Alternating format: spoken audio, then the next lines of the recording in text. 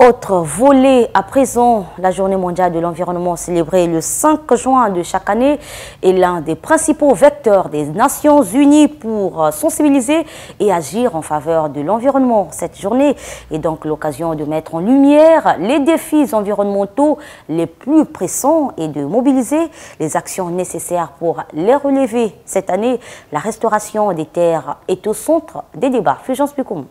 Nos terres, notre avenir. Nous sommes la génération restauration. C'est par ce slogan qui met en avant l'importance cruciale de la restauration des terres pour notre avenir collectif, en particulier face aux menaces de la désertification et de la sécheresse que le monde célèbre la Journée mondiale de l'environnement. Selon la Convention des Nations Unies sur la lutte contre la désertification, jusqu'à 40% des terres de la planète sont dégradées, affectant la biodiversité et la capacité des écosystèmes à fournir des services essentiels. La désertification, définie comme la dégradation des terres arides, semi-arides et subhumides sèches, est une menace majeure pour la sécurité alimentaire mondiale. Car les statistiques accablantes montrent qu'environ 3,2 milliards de personnes sont touchées par la dégradation des terres et chaque année, 12 millions d'hectares de terres sont perdus à cause de la désertification et de la sécheresse. L'Afrique subsaharienne et l'Asie centrale sont parmi les régions les plus affectées. La désertification entraîne la perte de biodiversité, la réduction de la fertilité des sols et la perturbation des cycles hydrologiques. Ces changements affectent les écosystèmes, rendant les terres moins productives et plus vulnérables aux catastrophes naturelles. Les impacts sur les communautés humaines sont sévères. La perte des terres arables force les populations à migrer, créant des tensions et des conflits à cause des ressources. En Afrique, la désertification pourrait entraîner le déplacement de 135 millions de personnes d'ici 2045.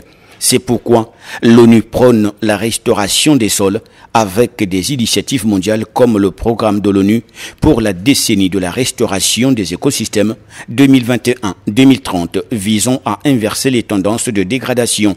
Des projets locaux tels que la Grande Muraille Verte en Afrique qui cherche à restaurer plus de 100 millions d'hectares de terres dégradées d'ici 2030. L'agroforesterie, le reboisement et les pratiques agricoles durables jouent un rôle clé. Par exemple, l'utilisation des cultures de couverture et de techniques de conservation des sols a montré des résultats prometteurs pour la régénération des terres. La Convention des Nations Unies sur la lutte contre la désertification Sud et d'autres accords internationaux soutiennent les efforts de restauration. Les politiques nationales doivent intégrer des stratégies de gestion durable des terres pour être efficaces. En cela, la participation des communautés locales est essentielle.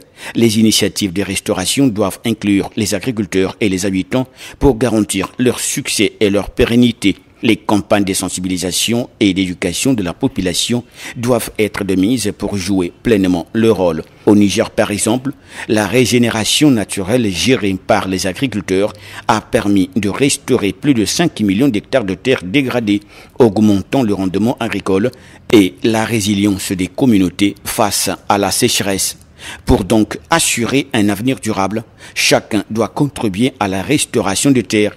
Les actions individuelles, comme le soutien à des projets de restauration ou la pratique d'une agriculture durable, peuvent avoir un impact significatif. Ensemble, nous pouvons inverser la tendance et garantir aux générations futures un héritage de terres fertiles et prospères si chacun est sensibilisé sur la nécessité d'avancer sur le long terme sur la question du réchauffement climatique.